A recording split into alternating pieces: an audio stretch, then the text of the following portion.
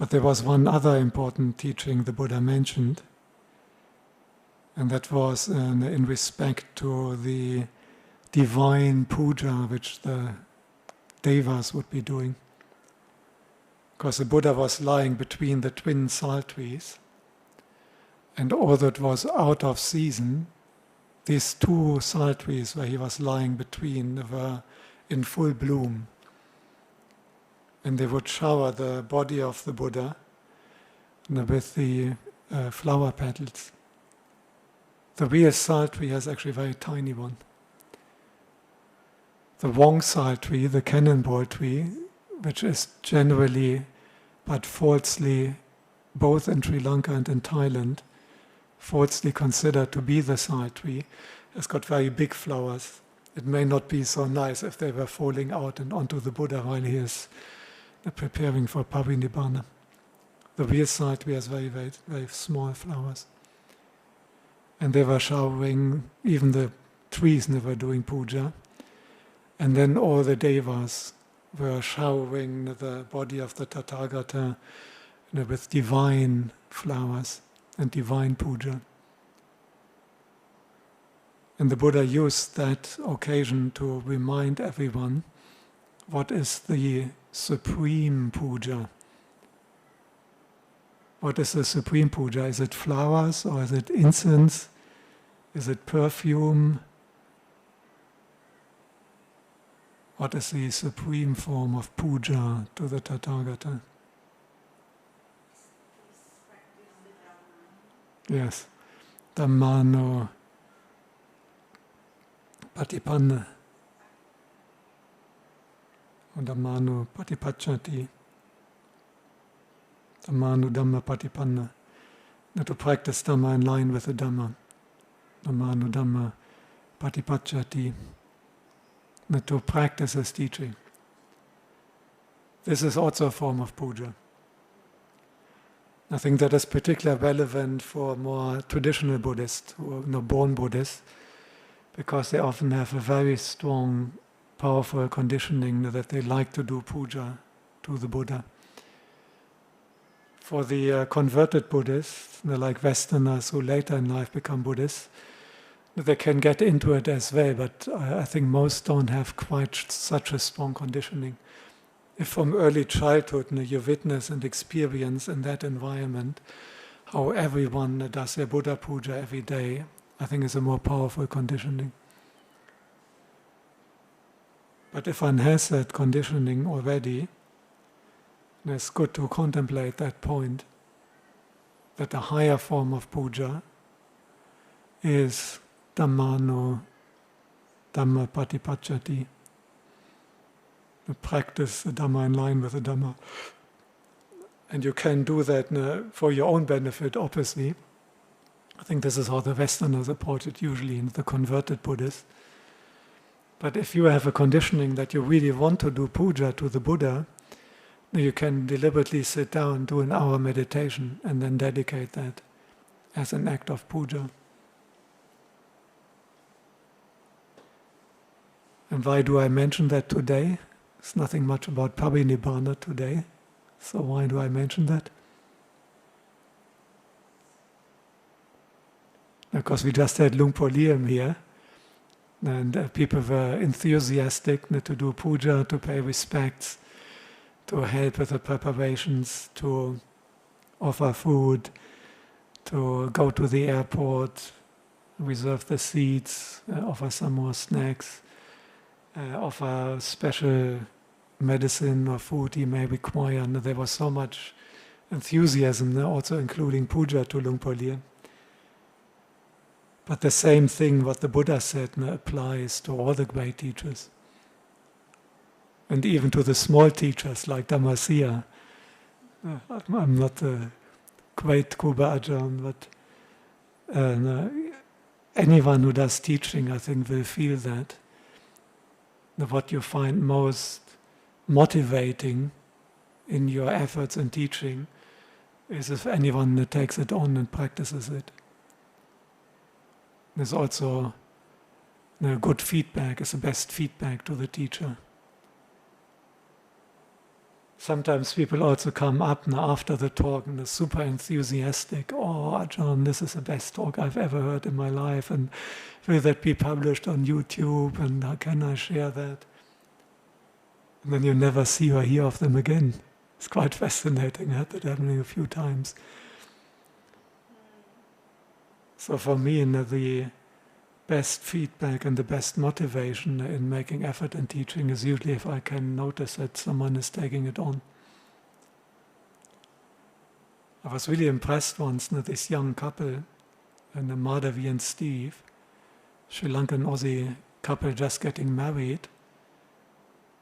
And I was talking to them, and they had arranged their honeymoon travels, which was very big, and they were planning to go to South America or something. And when I heard that, I was a little bit surprised, and I said, "No, South America, okay, but I mean, one of the two is from Sri Lanka, so does it not maybe make more sense for the Aussie husband to visit her in Sri Lanka and learn something about her background? And if both now are very dedicated Buddhist upasaka and upasika, is it not maybe an idea to go on a pilgrimage?" And they actually changed their whole plans. And they went to a pilgrimage in India to the holy sites in May, when it's super hot, out of season, and went to Sri Lanka. And it blew me away. I would not have thought that they would change it. They were quite late stage of preparations. And the fact that when the monk suggests, is it not maybe more beneficial rather going to a country where neither the husband nor the wife has any connection, and where there's also no Buddhist connection, was probably not so much that the monk said it, but that it just makes sense to them, that they're obviously intelligent people and they're both postdoc researchers. But still, I was extremely happy that someone would take my advice so seriously, that they are not changing a whole big arranged travels. So if you really feel you want to express your gratitude to Luang Por Liem, so these are the three aspects: doing puja to the teacher by practicing his teaching. Secondly, giving feedback in terms of motivation may not matter so much to Luang Por Liem, but he is very equanimous. But I think virtually every teacher finds that motivating. If you see someone is taking it on and they do it and it's beneficial for them, that's the strongest motivation for any teacher. So motivating feedback.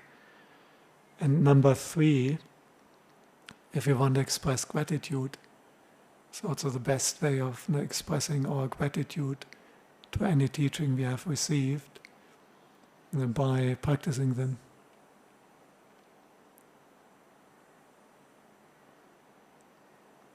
So I would suggest go for it. Interesting to watch Luang Por Liem and translate it as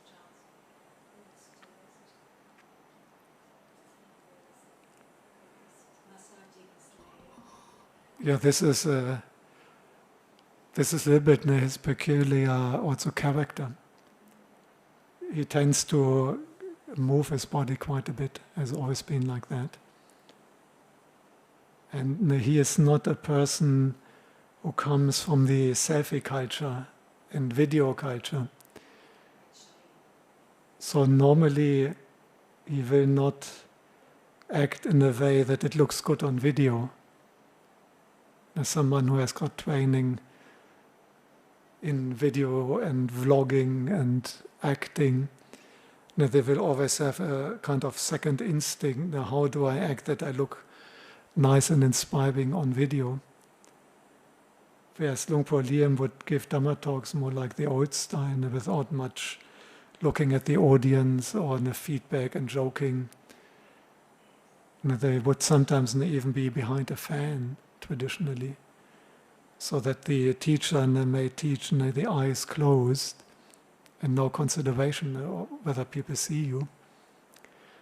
And once a translation is being done, because it is a much more junior monk, or in this case even a layperson, and this is his own Dhamma talk, so according to traditional standards, you don't have a big obligation now to sit like listening to a talk. If you listen to a Dhamma talk, you would obviously be, even as a senior monk, very quiet. But for him, once he has done his talk, now it's just time that he can relax, and he doesn't understand what is being said anyhow. He couldn't do any corrections, he doesn't know English.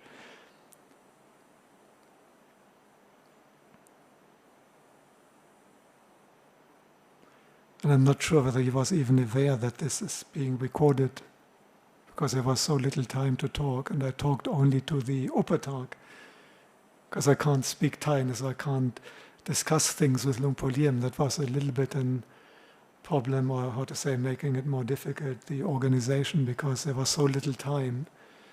We had so many events in that short time. And then I would often talk with the attendant monk, Ajahn Dhammasiha, but I'm not 100% sure how much got back to Luang Por Liem in time.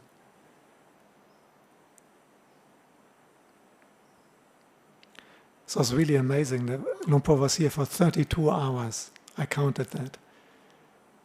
Because they kicked 3 monks out of their flight on Tuesday from Adelaide on the same morning.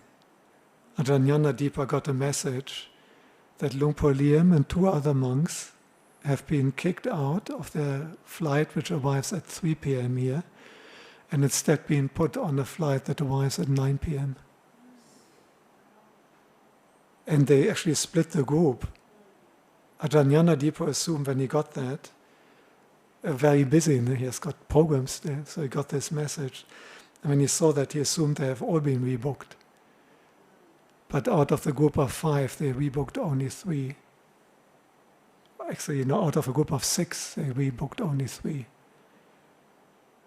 And that led to the 3 who were not rebooked missing their flight at 3 p.m.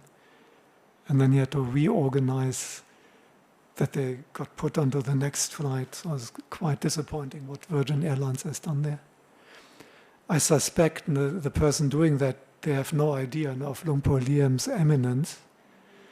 And they probably picked the people with the weirdest names. There's a very unusual name which doesn't make any sense to them. They don't recognize this is no high title. And I noticed also at the airport, when we tried to check in, we couldn't even use the kiosk. We had to go to one of the persons, because Luang Por's birthday in his passport is 1941, and the month is XX, and the day is also XX. And if you put the passport onto the reader, obviously the computer doesn't understand. And the reason must be that he is born in a remote Thai village. At that time, where they would register the kids maybe much later. It's still disappointing that the Thai government is not finding a better solution. They could put any date. If you have a passport where you have only access for your month and day of birth, and I think the second monk, Ajahn Sajja, had that as well. So I could imagine that they had to kick someone out, maybe a frequent flyer joining, or they were overbooked. And then they looked there, and these people have access for their birthday, and what a weird name, and then they just took them out. The result of that is Luang Por arrived only at 11 at night here on Tuesday. And we had only 32 hours till he had to leave, 2 nights later. And in that time, he has given 3 full formal Dhamma talks, plus translation, and an hour sharing. Actually, it's still quite formal. He talked a long time there, an hour about at the afternoon drinks for the monks, and 2 informal sessions at night time in his room. In 32 hours, and then with these 2 flights, and the second one international. And on Monday he ended up being, on Tuesday when he came here, he ended up in Bodhivana being away all day. Because when they left in the morning, they didn't even know that they have rebooked him. And the idea was they went somewhere and then straight to the airport. And instead, then they had to. So it was quite disappointing what Virgin Airlines has done there. But it was very inspiring now how much we still received in that limited time. And it was not us pushing it, because I was very concerned to not overstrain Luang Por. He has got a heart condition. They're checking blood pressure and blood oxygen level every single day. And I definitely didn't wish to overstrain him. But the first full Dhamma talk, the idea was that he would just come out, that the people who have offered breakfast can pay respects. And then we wanted to show him around a bit. And he came out and gave an hour Dhamma talk. For the afternoon drinks with the monks, originally I would have been very happy to have him for that. But after he arrived only at 11 at night, and then giving the long talk in the morning, I felt it's too much. And we just discussed it, and we said, now we just do the drinks with the other monks. And we sat all down, and then he came out wearing his robe, sat down, and we had a long talk again.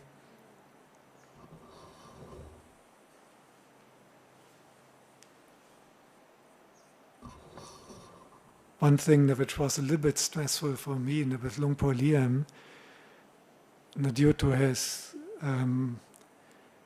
very advanced meditation and letting go, and due to his deep conditioning and training with Ajahn Chah, with Odd Don, the patient endurance, he will not tell you anything. Now, if the aircon in the car or something is just blasting away at 19 degrees on his head, he will not say anything. He may put on just a beanie, but it would have to be an ultra extreme for him to say anything. He will not say, could you put it colder, could you put it warmer, can I have a more convenient seat, whatever. He will just endure whatever you ask him or whatever you prepare. And because his heart is very much at ease, you also wouldn't really notice that he is uncomfortable. Because mentally he just lets go. But of course, physically he has got the body of an 81-year-old with a heart condition. So even if mentally he is okay because he just lets go, and you don't notice any signs of mental distress, now I felt a strong responsibility that I have to make sure that he is as comfortable as possible for his bodily health and welfare.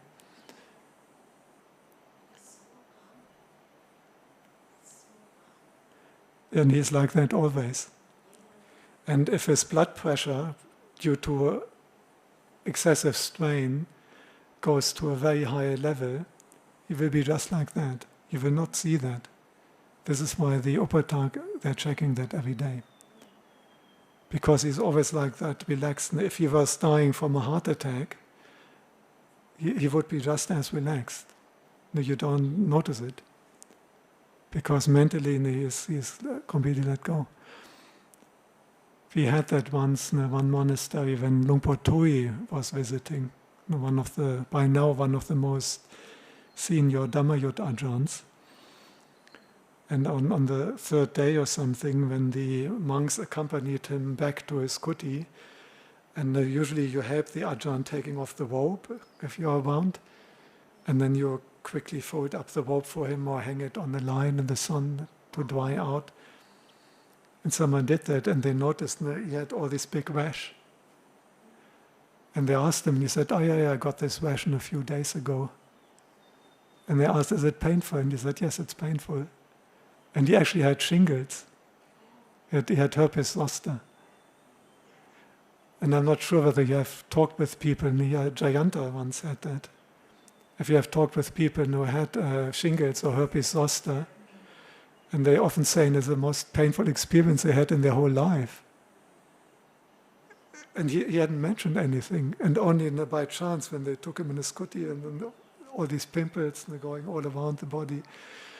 And once he mentioned that, and he did say it is painful, they took him to the doctor and it was diagnosed as shingles, herpes zoster. But before that, you didn't notice anything. It's the same in Upatak from Ajahn Chah, one of the Western monks.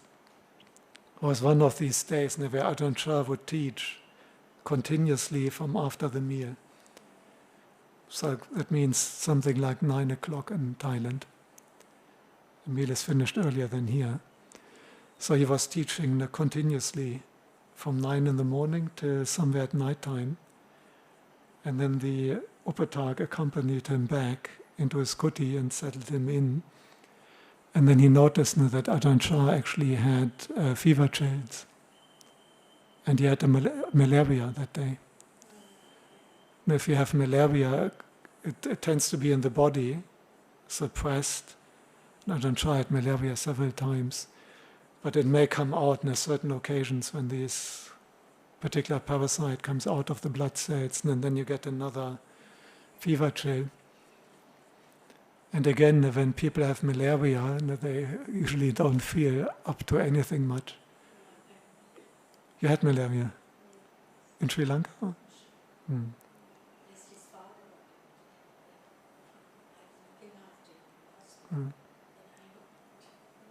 He was in hospital for it. So when Ajahn Chah had this particular relapse and a day of fever chills, he was teaching all day and no one noticed. No one noticed because they are mentally, they can let go to such an extent, and only the Upatak then noticed in the kuti at night time. This is an important thing to consider. If people are not aware of that, they see, the Ajahn is obviously fine. But the Ajahn would also be fine if they are dying, you wouldn't notice anything. Anything that is normally manifesting only in the mind. You will notice physical symptoms. But normally when someone has got herpes zoster or malaria, they will let you know that they're sick. And if they don't let you know, you will still notice it, because they wouldn't be able to kind of keep that secret. They wouldn't have that mental strength to do that. But with these Kuba Ajahns, it's different. There's a story in the suttas as well. There's a whole group of monks meditating, and the senior monk is Parinibbāna. And then one monk, actually a commentary says, is one of Parinibbāna's brothers. He had several brothers who all ordained. Suddenly is announcing, please take this body out into the open before it is scattered like a handful of chaff here in the hall. The expression scattered like a handful of chaff was an idiom in the Buddha's time for dying. That means that the body dies. Doesn't literally mean it's scattered, but it was a metaphorical expression for dying. And after he made that announcement, when Vajrayana was actually surprised, and he asked him, he said, we don't see any change in the faculties or the complexion of the Venerable One, and still you're asking us, please take this body out before it dies inside the hall. And he just repeated that. He said it a second time, and they took him out, and he attained Parinibbāna. And what had happened is that a snake had fallen onto him. And even if you're an Arahant or you have lots of metta, the snake falling through some gap in the roof. They had these simple thatched roofs in the Buddha's time. Snake maybe climbing around, and then there's some gap or something, it falls through, and then it's shocked when it hits the human body, and just out of the shock and the fright, the snake, if it's a poisonous one, they may bite him. So this has happened, and the bite, and then also the time when the poison gets effective, until he died, and he was so composed and calm that none of the monks noticed. And even when he made the announcement, and even when it was Sariputta, no one could notice anything. I'm pretty sure if we have our meditation here, and even a non-poisonous snake were to fall on anyone during the meditation, we would all know. We would all know, because there would be a scream, and there would be someone running around and jumping around. We had once in the non-poisonous in the ladies' toilet. Yeah. Just now, before Dhamma time, there was one curling up on the floor, and there was a puff.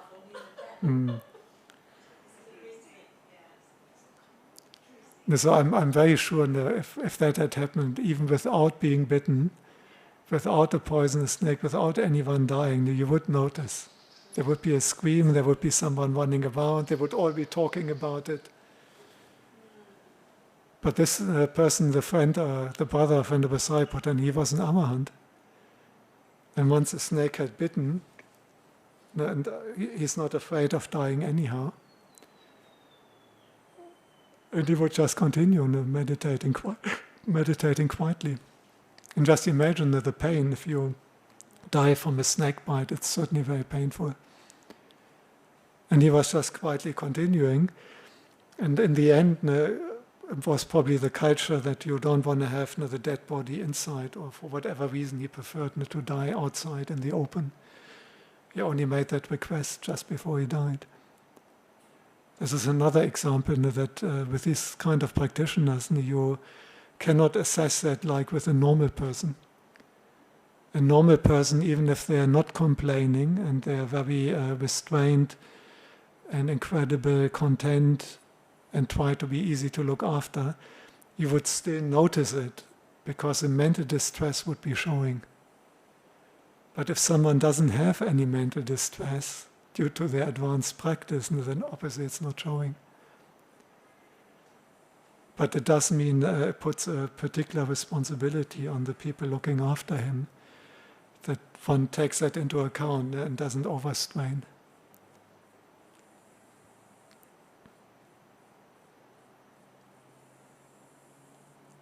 So I was always worried with the aircon. When someone had switched the fans on 3 here, that was a really difficult one for the Dhamma talk at noon, because the talk was already going, and I had asked Ben to put the fans on 2, and it was all fine. And then suddenly I noticed, no, they're on 3. It's a bit like a helicopter. And this fan is really close to Luang Por Liem. And when I looked at the big clock there, the temperature at the bottom there was only 23 degrees and falling. And he is under this intense... Of course, he wouldn't say anything. And then I was sitting there, what to do now? And if I get up, and I can't really reach that anyhow, and to interrupt in a Dhamma talk on microphone, on loudspeaker, to ask someone, can you turn that down, is also very... didn't want to do that. And so I was just agonizing what to do with that one now. And then fortunately Ben somehow noticed it and came and put them lower. Because I know myself, and I can't take that. I'm quite sensitive, and I'm much younger. And I don't think you would die from it, but you may get a cold or a head cold or a headache or something, and it wouldn't be nice for the next monastery when you're sick.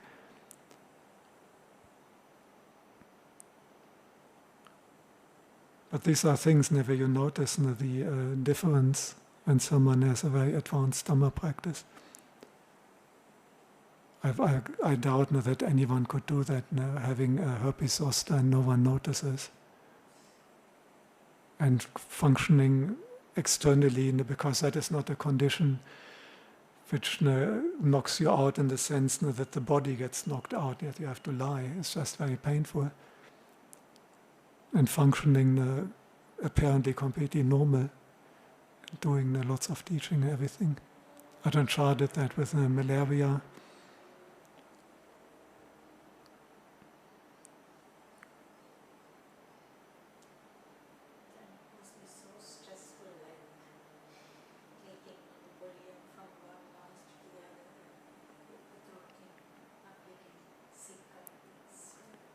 Must be stressful for who? For Luang Por Liem or? No, people, the others who are organizing it, Juni monks.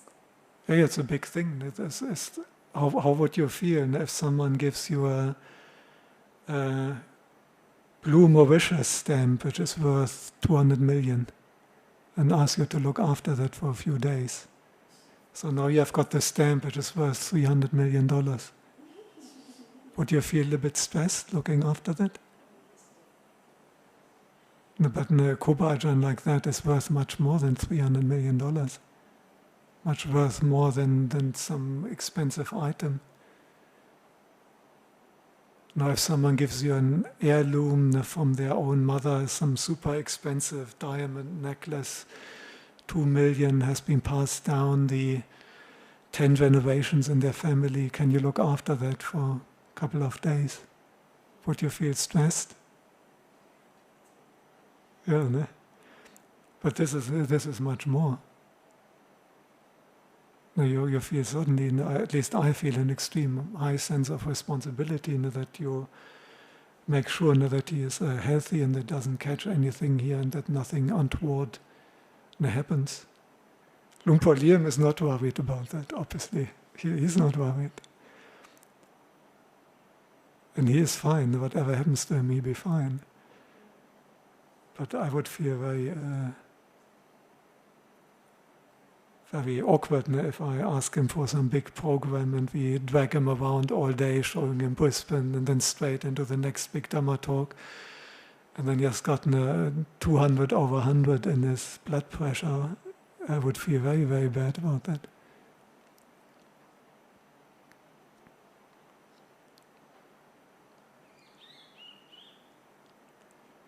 Now this is why it usually requires considerable effort. And you will not easily agree, and also the Upatak and the Vaida Sangha and so on, they will not easily do that. They will not let him go somewhere where they wouldn't know how do they act with him. I think that is one reason that he is traveling with a layperson also. The layperson actually paid for himself. The contributions we make to tickets doesn't include the layperson, he paid himself his tickets. But it's obviously an advantage if he has a reliable, trusted layman who he knows with him. If he gets stuck in the airport where there's no other monks, he couldn't really help him if he is on an international flight. But the layman he has with him, he can do that. And it's also an advantage if he has a few monks with him. In Thailand, he is very content. I've seen him flying to Bangkok just on his own. I ended up actually once by chance sitting next to him. And when I saw him coming to the airport, I was very surprised that he came to the airport in Ubon without Upatak.